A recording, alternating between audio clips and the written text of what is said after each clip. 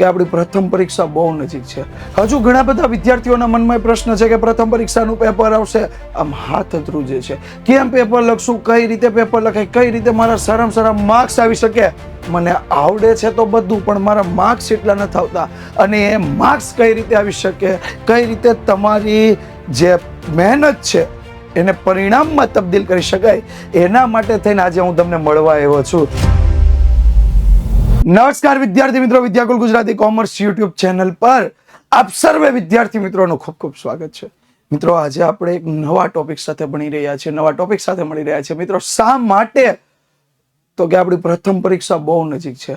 હજુ ઘણા બધા વિદ્યાર્થીઓના મનમાં પ્રશ્ન છે કે પ્રથમ પરીક્ષાનું પેપર આવશે, આમ હાથ ધ્રુજે છે. કેમ પેપર લખશું, કઈ રીતે પેપર લખાય, કઈ રીતે મારા સારામાં સારા માર્ક્સ આવી શકે. મને આવડે છે તો બધું, પણ મારા માર્ક્સ એટલા નથી આવતા. અને એ માર્ક્સ કઈ રીતે આવી શકે, કઈ રીતે તમારી જે મહેનત છે એને પરિણામમાં તબદીલ કરી શકાય, એના માટે થઈને આજે હું તમને મળવા આવ્યો છું. યસ મિત્રો, કાંઈ તમને વાત નથી કરવાની, તમને બધી ખબર, થોડી માહિતી આપવાની છે. અને માહિતી આપવા આવ્યા હોય ત્યાં શીખવાડાય નહીં, ત્યાં મળાય. બરોબર? તો વિદ્યાકુલ પરથી આપ સર્વે વિદ્યાર્થીઓને ફરીથી એક વખત વેલકમ કરતા આનંદ અનુભવાય છે. અને લેટ સ્ટાર્ટ શરૂ કરીએ છીએ કે ટોપર પરીક્ષામાં કઈ રીતે પેપર લખે છે. ચર્ચાઓ કરવાની છે. કોમેન્ટ કરજો કે હું આ ભૂલ કરતો હતો અથવા આ ભૂલ કરતી હતી, અને હું આ પહેલેથી જ કરું છું અથવા પહેલેથી જ કરતી હતી. આમાં ઘણા બધા મુદ્દાઓને આપણે ચર્ચાઓ કરશું. એ ચર્ચાઓની કોમેન્ટ ચોક્કસથી વિદ્યાર્થી મિત્રો કરજો કે આવું હું પહેલેથી કરતો હતો અને આવું હું ભૂલ કરતો હતો. બંને પ્રકારની કોમેન્ટ કરજો. અને સાથે સાથે દરેક વિદ્યાર્થી મિત્રો વિદ્યાકુલ ગુજરાતી સાથે જોડાયેલા રહેજો, Vidyakul Gujarati commerce YouTube channel સાથે. તો સૌપ્રથમ how to write a perfect answer. સૌપ્રથમ વાત કરીએ તો પહેલી વસ્તુ છે કે સ્વચ્છ અને સુવાચ્ય અક્ષર. સુવાચ્ય એટલે સામે વાળો વાંચી શકે. ભાઈ, પેપર તમે લખો છો, પણ તપાસવા વાળો સામે વાળા શિક્ષકો છે, તમે નથી તપાસવા જવાના. બાકી આપણે ઘણી વખત છે ને, હું સ્કૂલમાં જતો ગમે ક્લાસમાં હોય ને વિદ્યાર્થીને પૂછું, એટલે આમાં કઈ દેખાય છે તને? મને કે ખબર, હા સર મને બધું બચે છે. પણ તારે પેપર નથી વાંચવાનું, પેપર તો સામે વાળા શિક્ષકે વાંચવાનું છે. એને ખબર પડવી જોઈએ ને હું લખ્યું, તે મ લખ્યો કે ચ લખ્યો, તે લ લખ્યો કે વ લખ્યો, તે દ લખ્યો કે ધ લખ્યો, કાંઈ ખબર નથી પડતી. આવું નહીં લખતા. એટલે સ્વચ્છ અને સુવાચ્ય પેપર લખવું, જેથી પેપર તપાસનારને તમારા અક્ષરો વાંચવામાં તકલીફ નહીં પડે. અને જો પડશે ને તો એ પૂરા માર્ક્સ નહીં આપે. આ અનુભવ છે, અનુભવ. હા, હવે તમને કઈ લખ્યું હોય, કાંઈ વચાતું ન હોય, લીટો મારી દે, હાલો 3 માર્ક્સનો પ્રશ્ન 2.5 આપી દો, હાલો આગળ વધો. 5 માર્ક્સનો પ્રશ્ન 4 આપી દો, 4.5 આપી દો, યાદ રાખો, આગળ વધો. દરેક શબ્દ વચ્ચે જગ્યાઓ પણ છોડવાની ટ્રાય કરો. બીજો મુદ્દો શેના પર ખાસ યાદ રાખવાનું છે, મુખ્ય મુદ્દાને હાઇલાઇટ કરો. મુખ્ય મુદ્દાને હાઇલાઇટ કરો. અહીંયા ઘણા બધા સિમ્બોલ મેં તમને આપ્યા છે, આ રીતે તમારે હાઇલાઇટ કરી શકો. મુખ્ય મુદ્દા આવતા હોય એને અંડરલાઈન કરો. બુલેટ કોઈ પણ પોઈન્ટ છે, એરો છે, એવું કંઈક દર્શાવો. પછી એમાં પાછી ડિઝાઇન નથી કરવા જાય, હાલો તીર કામઠું લઈને તીર દોરી જ નાખું, નહીં, એટલું બધું નહીં.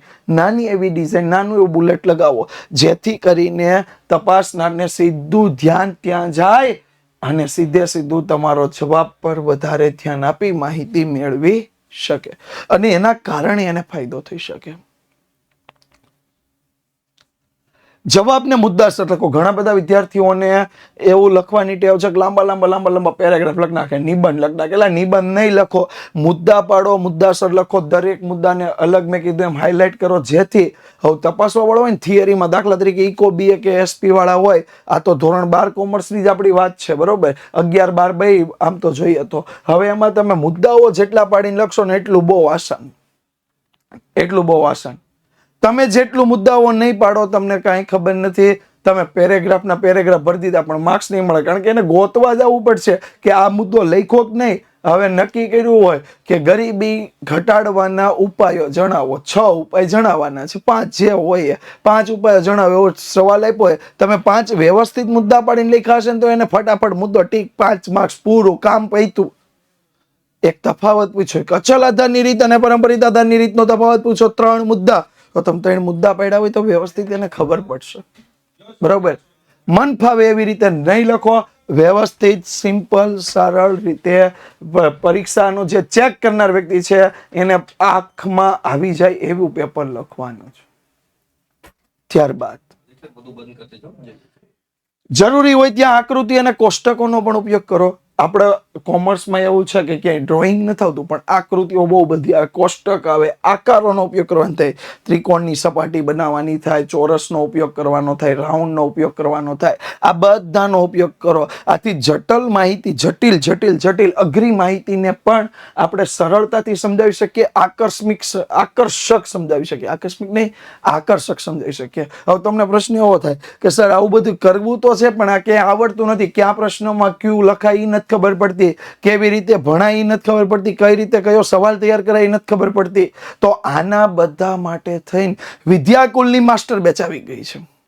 એઆઈ ફીચર્સ સાથે આવી છે, 24 hours સપોર્ટ આપેલો છે, તમે જાતે તૈયારી કરી શકો એવું બિલ્ડ યોર ઓન ટેસ્ટ આપેલી છે, અને સાથે ગમે ત્યારે ગમે ત્યાં ગમે તે સમય તૈયારી કરી શકો એટલા માટે થઈને ઓડિયો બુક, આ બધા ફીચર્સ સાથેની માસ્ટર બેચ આવી ગઈ છે. તો એમાં જોઈન્ટ થઈ જાજો, હજુ સમય છે. આગળનું સમયનું ધ્યાન રાખો. ઘણા બધા લખવા બેસે ને 5 ગુણના 3 સવાલ માનો કે એને લખવાના છે. પહેલો પ્રશ્ન એના મગજમાં એટલો સરસ આવડે, એટલો સરસ આવડે, લેખે જ રાખે કે ભાઈ 40 મિનિટ વધી એમાં 3 સવાલ લખવાના તો 20 મિનિટ લગી એક જ સવાલ કહે રાખે. વાય વધે 20 મિનિટ, એમાં હજી બીજા 2 લખવાના, પછી બીજામાં દ થ ધ પ ફ પૂરો સવાલ પૂરો. એટલે એમ કહું છું કે બીજા ત્રીજા સવાલમાં જવાબમાં 5 મુદ્દાનો સવાલ જવાબ હોય ને તો એ લખી નથી શકતા, કારણ કે સમય ઘટે. આવડતું હોય પણ સમય ઘટે. એટલે આ સમયનું વ્યવસ્થિત આયોજન કરો. કોઈ એક પ્રશ્ન પર વધારે સમય નહીં બગાડો જેથી બીજાના પ્રશ્નોના જવાબ પણ ન આવડે. હા, તમને લાગે છે કે તમને એક આવડે છે સવાલ, તમારે હજી એમાં લખી શકો એમ છો, પણ તમને લાગે 5 માર્ક્સનો સવાલ હતો, મેં 6-7 મુદ્દા દર્શાવી દીધા, હજી મને 2-3 મુદ્દા આવડે છે, કારણ કે BA એમાં થાય 12-12, 13 મુદ્દા હોય, લખવાના 6 કે 7 હોય, તમને હજી 2 મુદ્દા આવડતા હોય, કાંઈ વાંધો નહીં, નીચે થોડીક સ્પેસ મૂકી દો. બધાય સવાલ લખાઈ જાય, ટાઈમ વધે તો લખજો, ક્યાં ના છે. કોઈ આપણી પાસે પેપર 3 કલાક પહેલા લઈને જવાનું. રિવિઝન માટે સમય રાખો. પેપર આખું પૂરું થઈ જાય ને પછી રિવિઝન 5-10 મિનિટ બાકી રાખવાની. આવું કેમ ખબર છે? ઘણી વખત કેવું થાય, પ્રશ્નોના ક્રમાંક આપ્યા, પહેલો, બીજો, ત્રીજો, 5મો, ચોથો ક્યાં ગાયબ થઈ ગયો. પહેલી વખત લખતા નથી ખબર ન રહી, ચોથો ગાયબ થઈ ગયો. 1-2 વાક્યના સવાલ જવાબ લખતા હોય, 11, 12, 15, 13, 14 ગાયબ થઈ ગયા, કારણ કે ઓલું પેજ પલટાયું હોય ને પ્રશ્નપત્રનું, એટલે લખી નહીં ખાવે, પણ યાદ ન રહીએ કે ભાઈ મારે 13મો 14મો લખવાનું બાકી, આવડતો હોય ને લખવાનું રહી જાય. આવું ન થાય એટલા માટે થોડીક વખત 5 જ મિનિટ, 5 થી 10 મિનિટ એવો સમય રાખો કે જેમાં તમે એક વખત આખું પેપર રિવાઇઝ કરી શકો કે મારા 5 સેક્શન 6 સેક્શનમાં બધા જ પ્રશ્નોના જવાબ લખાઈ ગયા છે કે કેમ. યસ, તો તમે સંપૂર્ણ પૂર્ણ કરી શકશો. આગળ વાત કરીએ. નવો પ્રશ્ન હંમેશા નવા પાને. તમને હું એક સેમ્પલ પેપર બી બતાવીશ, અને સેમ્પલ પેપરની ખાસિયતો જોજો. નવો પ્રશ્નનો જવાબ હંમેશા નવા પાનેથી શરૂ કરવો. આનાથી પેપર કેવું લખાશે, બરાબર, સુવ્યવસ્થિત લાગશે. બાકી તમે ઓલાને પ્રશ્ન ક્રમાંક ગોતવા જવું પડે, એમાં આપણે તો વિભાગ હોય.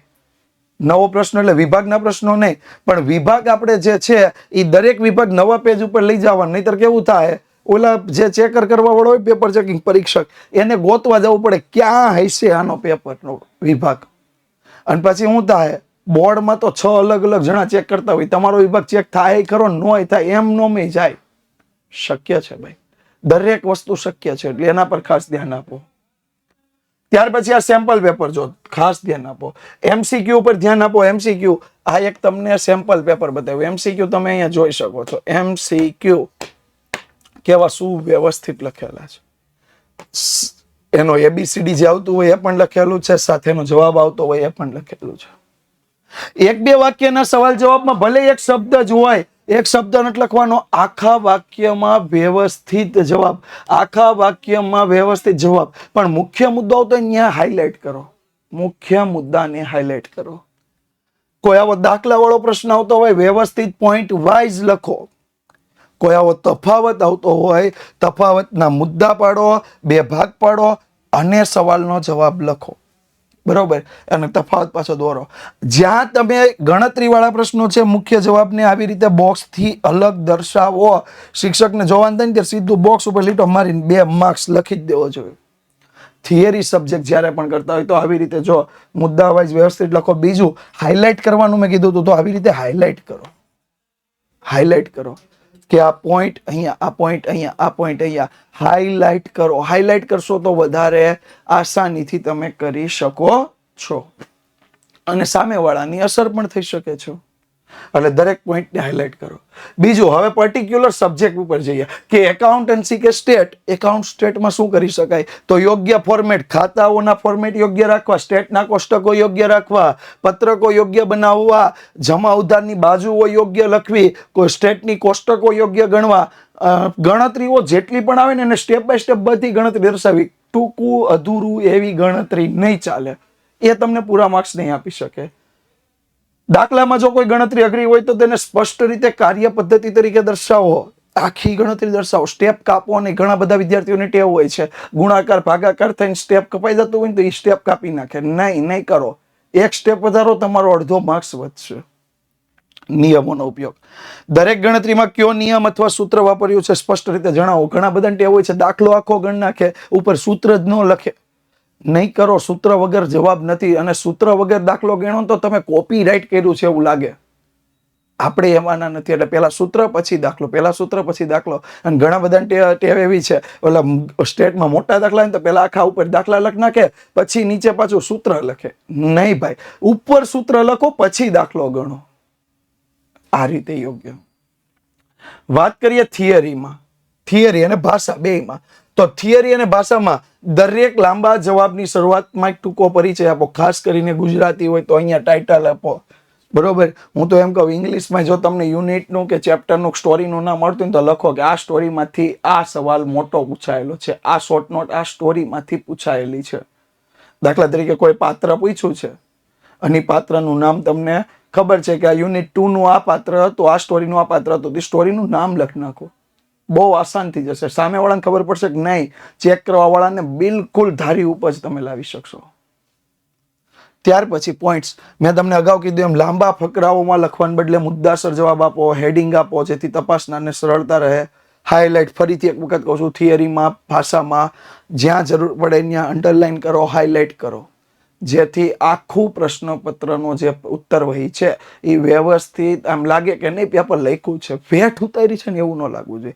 તમે ગમે એટલા હોશિયાર વિદ્યાર્થી હોય, તમે 100 માંથી 100 બધી સ્કૂલમાં લઈને ગયા હોય, એટલે બધી સ્કૂલમાં મતલબ સ્કૂલની બધી એક્ઝામમાં તમે 100 માંથી 100 લઈને ગયા હોય, પણ બોર્ડમાં જાઓ તો 85 આવે, 90 આવે, 92 આવે, 93 આવે, 100 માંથી 100 નથી આવતા. કારણ શું?